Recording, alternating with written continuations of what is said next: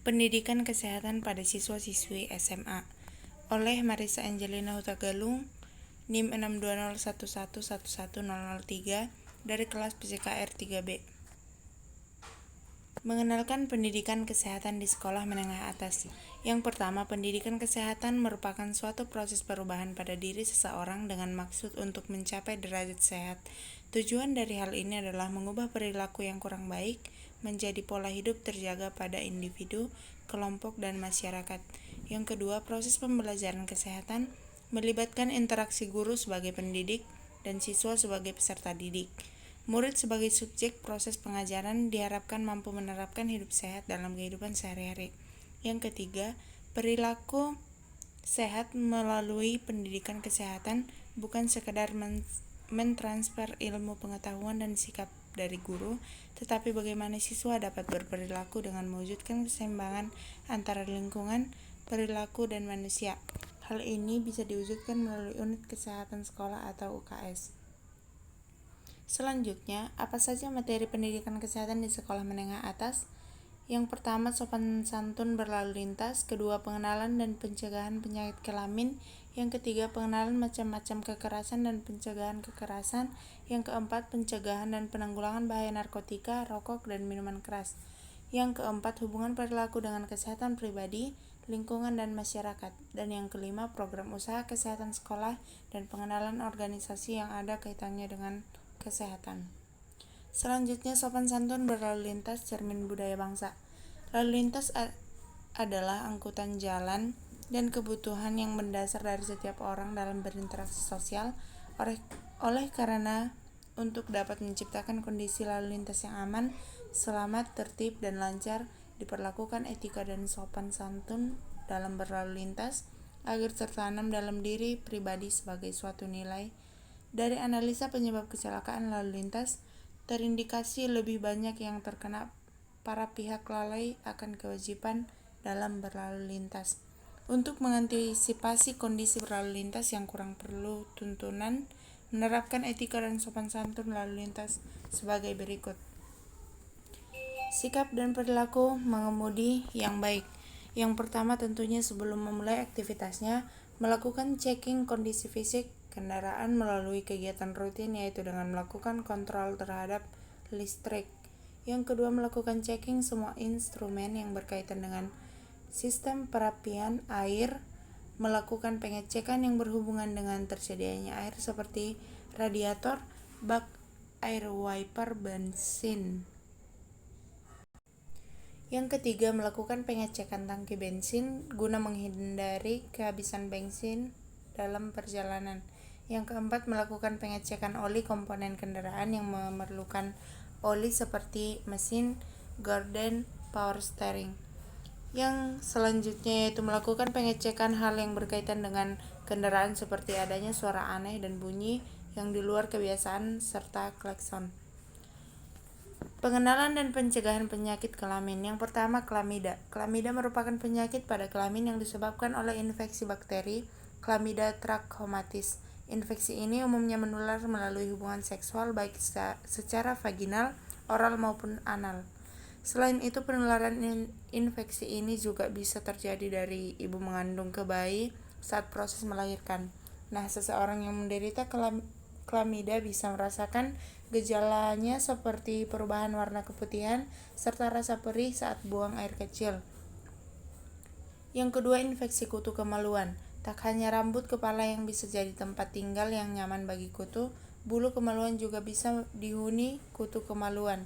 Kutu kemaluan ini memiliki ukuran yang lebih kecil jika dibandingkan dengan kutu rambut. Seseorang yang mengalami infeksi kutu kemaluan ini umumnya akan merasa gatal di area tumbuhnya bulu kemaluan. Kutu kemaluan ini bisa menular melalui kontak tubuh yang erat, termasuk juga melalui hubungan seksual. Kebiasaan seperti menggunakan handuk yang sama juga berpotensi menularkan kutu kemaluan dari satu orang ke orang lainnya. Mengobati infeksi kutu kemaluan ini umumnya dengan menggunakan obat antiparasit seperti permethrin.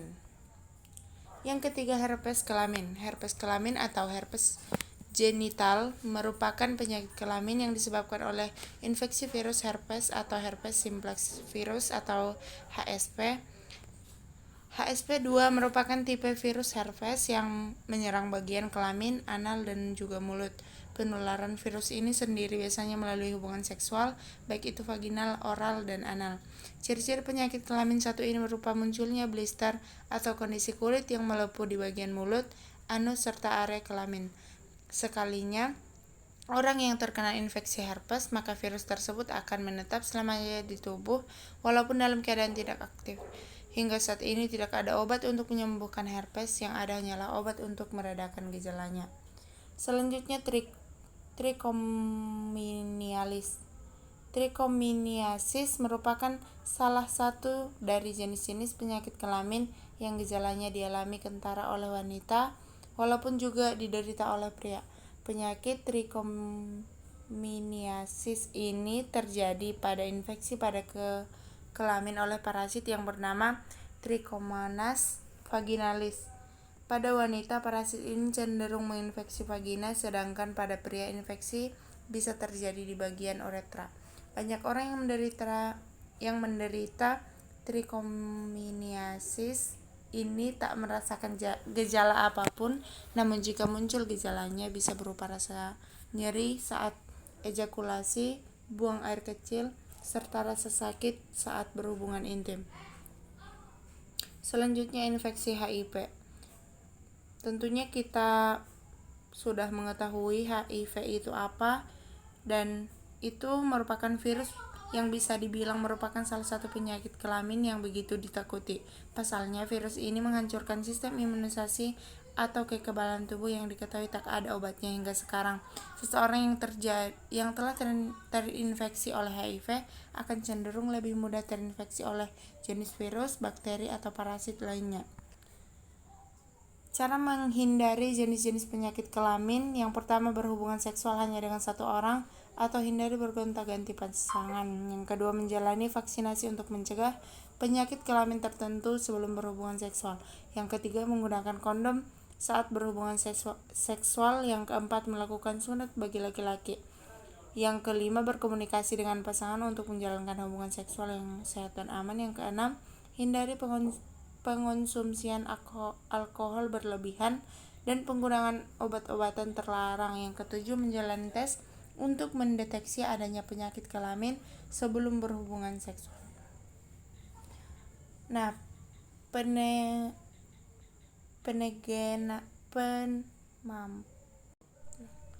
pengenalan macam-macam kekerasan dan pencegahan kekerasan.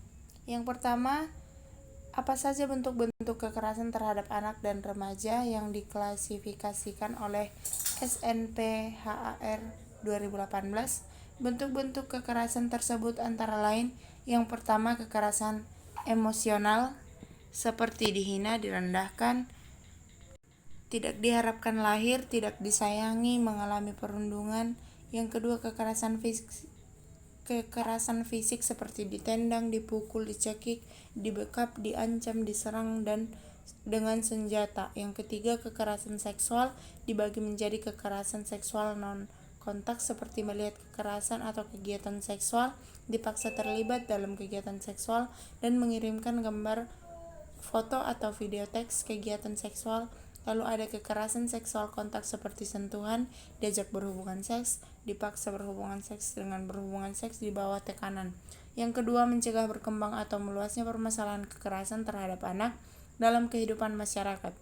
Kegiatan yang dilakukan hendaknya mengarah pada permasalahan kesejahteraan sosial yang telah ada agar tidak meluas. Contoh kegiatan ini antara lain: larangan tentang melakukan tindak kekerasan terhadap anak melalui peraturan-peraturan atau undang-undang seperti UU PA, diseminisasi UU PA melalui media elektronik, media cetak, dan bimbingan serta penyuluhan.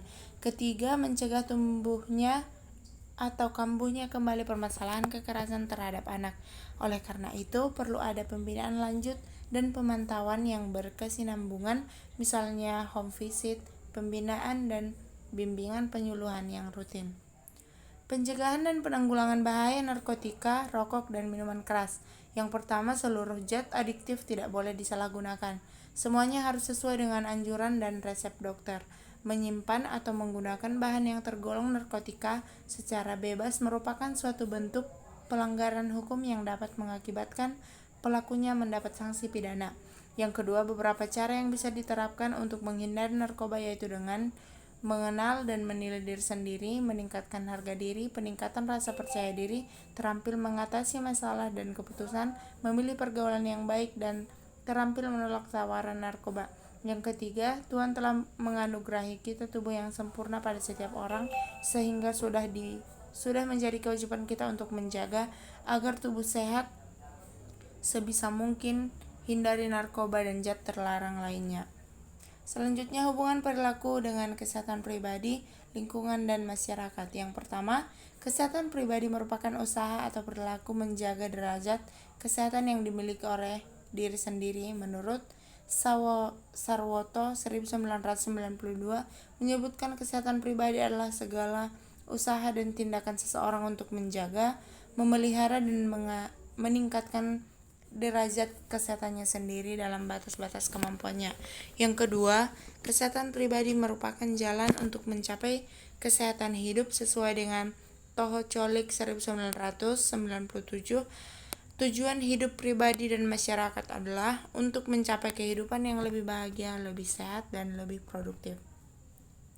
Program usaha kesehatan sekolah dan pengenalan organisasi yang ada kaitannya dengan kesehatan. Yang pertama, usaha kesehatan sekolah atau bisa dibilang UKS adalah upaya peningkatan kesehatan yang dilaksanakan secara terpadu, sadar, berencana, terarah, dan bertanggung jawab. Yang kedua, tujuan usaha kesehatan sekolah secara umum adalah meningkatkan kemampuan hidup sehat dan derajat kesehatan peserta didik sedini mungkin serta menciptakan lingkungan sekolah yang sehat. Yang ketiga, tujuan UKS secara khusus adalah menciptakan lingkungan kehidupan sekolah yang sehat, meningkatkan pengetahuan, mengubah sikap, dan membentuk perilaku masyarakat sekolah yang sehat dan mandiri. Sekian video dari saya. Terima kasih.